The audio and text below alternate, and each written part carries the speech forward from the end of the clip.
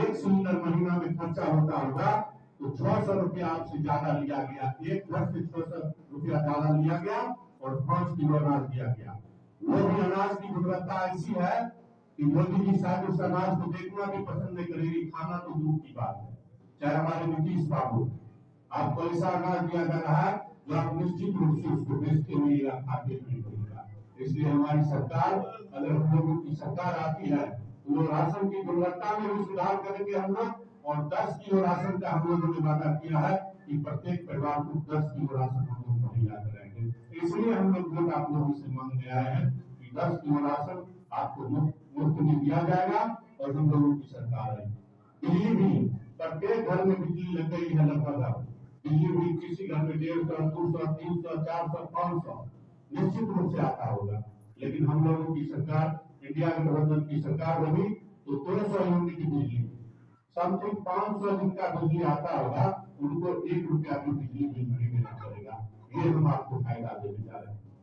और सावधान भी ये कर रहे हैं, एक तरफ हम लोग जनशक्ति है, हमारे पास वोटों की भंडार है, और दूसरी तरफ जनशक्ति है।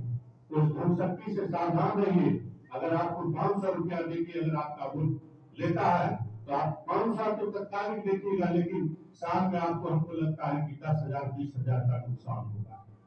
इसलिए ऐसी सरकार को हटाइए जो आपको भेदभाव करता है, जो अमीरों का काम करता है, आपका सुनता नहीं है, और हर चीज में कभी मुस्लिम, कभी हिंदू, कभी राम मंदिर। मैं पूछता हूँ, हमें राम मंदिर से कोई परहेज नहीं है, लेकिन राम मंदिर में पूजा करने का अधिकार हमको मिलेगा? किसी दलित को मिलेगा? किसी पिछड़ा को मिलेगा? राम मंदिर में पूजा करने का अधिकार ब्राह्मणों को मिलेगा, और हम दलित भाई हैं चाहे पिछड़े भाई हैं, हम लोगों को वहां जूता उठाने का काम मिलेगा।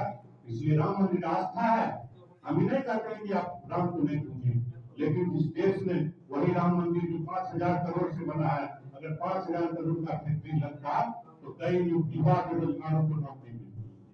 और हम लोग जो कहते हैं वो करते हैं। हम लोग जब चुनाव में, विधानसभा चुनाव में पिछले बार थे तो हम लोगों ने कहा था कि हर बिहार में 10 लाख युवाओं को रोजगार देंगे, और हम लोग 17 महीना में नीतीश जी के साथ सरकार में आए, और 17 महीना में मेरे नेता तेजस्वी जी और लालू जी के प्रयास से 5 लाख युवाओं को रोजगार मिला, जिससे केवल मतगणना गाँव ही नहीं, चौरातरका पंचायत में पूरे बिहार प्रभावित हुआ। और कई लड़का को मैं जानता हूँ जिसमें मतगणना के लड़का को भी नौकरी हुआ, वाणिज्य के लड़कों को भी नौकरी हुआ, तो शिक्षक बने तो कर्मचारी बने। इसलिए हम लोग वादा करके भूलते नहीं है। इस तरह से हमारा जो ये परिवर्तन पत्र हमारे पार्टी के द्वारा जारी किया गया है, अभी कम मात्रा में आई है, और आने वाला दिन होगा तो और हम लोग मुहैया कराएंगे। और इसमें बहुत सारी बात जो हम लोग करेंगे वो लिखा हुआ है, मोटा मोटी हम आप लोगों को ये बताए हैं।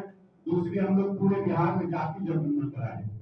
पहले 49% जाति जनगणना फिक्स किया हुआ था, लेकिन हम लोगों ने जाति की जनगणना कराकर हमारी सरकार, हमारे गठबंधन की सरकार होने की, हम लोग बिहार में 75% रिजर्वेशन लगाए। और इसी तरह हम लोग की इंडिया गठबंधन की सरकार अगर बनी तो पूरे देश में जातीय जनगणना होगा, और जिसका जितना हिस्सेदारी होगा उतना उसका भागीदारी दिया जाएगा।